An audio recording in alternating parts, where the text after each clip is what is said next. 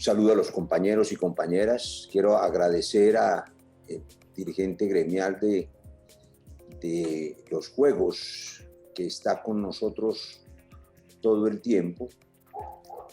Por lo menos estaba con nosotros hasta hace unos segundos. Lo he visto muy atento. Y creo que queda otro más. Creo que habrá dos dirigentes gremiales más acompañándonos. De Coljuegos, doctor Eber, doctor Luponí Sánchez también lo veo. Pero no culpo a los demás por haberse retirado. Les comparto a los pocos que nos escuchan que para nosotros en la Comisión Primera han sido supremamente útiles estos foros y estas audiencias. Hemos recogido la voz de la inmensa mayoría de los dirigentes. Pero yo pregunto qué posición hay. Para ustedes, en cambio, tengo la idea de que al final de las jornadas puedan llevarse la sensación de que han perdido el tiempo, que ha resultado inútil. Porque esa larga lista de justos reclamos, de angustiosas voces de alarma por sus sectores, no parecen tener ningún resultado concreto, y mucho menos a través de la intermediación de un Congreso que está absolutamente limitado por esta virtualidad. Dos cosas entonces les digo: llamará la atención de ustedes, y aquí pues lo digo en democracia, hay diferencias, por supuesto, ideológicas, llamará la atención de ustedes, señores empresarios, que los voceros de los partidos de gobierno, que además han tenido la buena idea de convocar esta audiencia en particular, claman ahora por una mayor presencia del Estado, claman ahora por el ejercicio directo de la banca estatal, claman por la articulación de la banca de segundo piso estatal con la banca nacional, por supuesto estatal. Habla el senador José Obdulio, y en eso estoy de acuerdo con él, en que habría que haber asumido esto como una economía de guerra. Pues les quiero contar y recordar que han pasado más de 2 meses desde la emergencia sanitaria, y en estos 2 meses nada de eso se hizo. En lugar de una economía de guerra en la que el Estado liderara no solamente la garantía de la alimentación para un pueblo confinado para ganar tiempo, y la adecuación hospitalaria y extrahospitalaria que permitiera, como recordó aquí el doctor Germán Barón, la información suficiente, los datos suficientes, la revisión de la movilidad inteligente para poder luego, inevitablemente, incorporar la sociedad a la vida económica lo más pronto posible, identificando ya no a los sanos para encerrar a Colombia entera, sino a los enfermos y a quienes tenían verdaderamente riesgo de contagio. Para eso había que hacer millones de test. Nada de eso se hizo.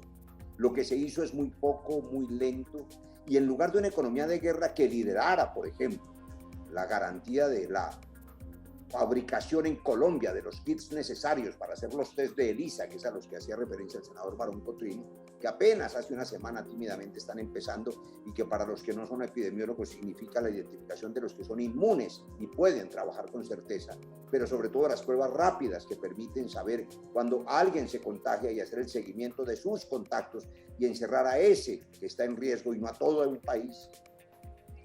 Pues tampoco se hizo en economía de guerra el liderazgo de la fabricación de la más elemental forma de protección que son los tapabocas. Todavía hoy, señores empresarios, les agradezco a algunos que han tomado la iniciativa por cuenta propia y están fabricando tapabocas, pero en economía de mercado, inevitable el precio de especulación, y hoy esos adminículos que valían 300 pesos antes del COVID ahora valen 3.000 pesos, el más barato de ellos, y por supuesto un obrero, un desempleado, un informal no va a sacrificar el almuerzo para comprar el tapabocas.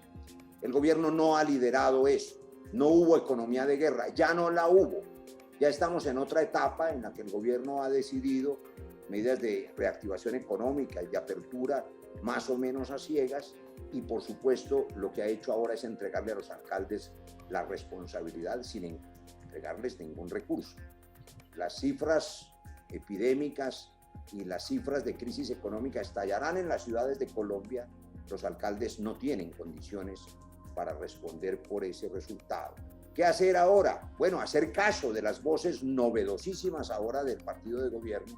Nos sumamos a ellas para que se fortalezca el Estado, claro, para que el Estado crezca, para que la banca estatal intervenga, para que haya renta básica universal, como estamos proponiendo desde hace muchas semanas, para que verdaderamente el Estado sea motor de la economía, generador directo de empleo, subsidiando además empleo en las MIPYMES de manera permanente, no de una manera temporal, haciendo la reforma tributaria estructural y garantizando que haya una economía interna, demanda interna, consumo interno, y recuperando las vocaciones originales de la economía colombiana, que tienen todo que ver con la agroindustria, pero también con el turismo, con el aire, con el agua, con la soberanía energética.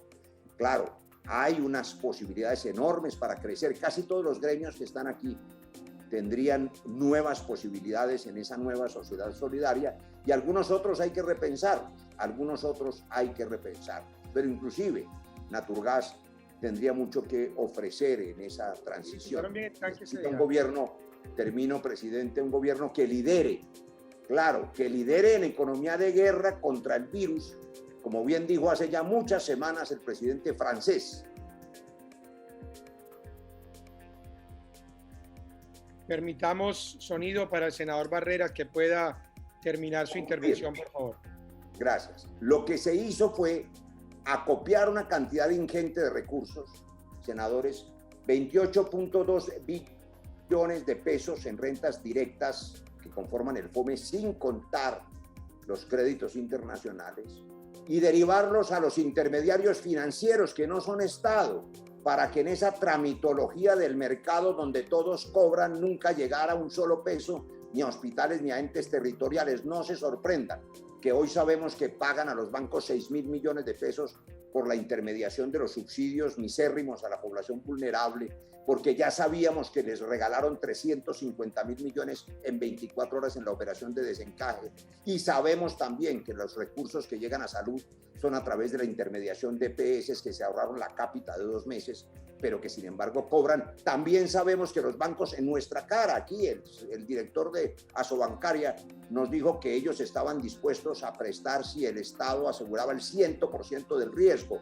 por lo tanto van a cobrar por créditos a cero riesgo, para no hablar de lo que cobran las aseguradoras en la intermediación de un 23%, eso cobran de administración por los dineros que aseguran de los trabajadores y los empleados colombianos en las administradoras de riesgo, 23% de administración. Eso hicieron. Esta no es economía de guerra, tampoco es economía estatal que salve a los colombianos, sino economía de intermediarios financieros. Si quieren que algo cambie, empecemos por ahí, y lo haremos por vía de la ley si el gobierno no lo hace. Muchas gracias, presidente.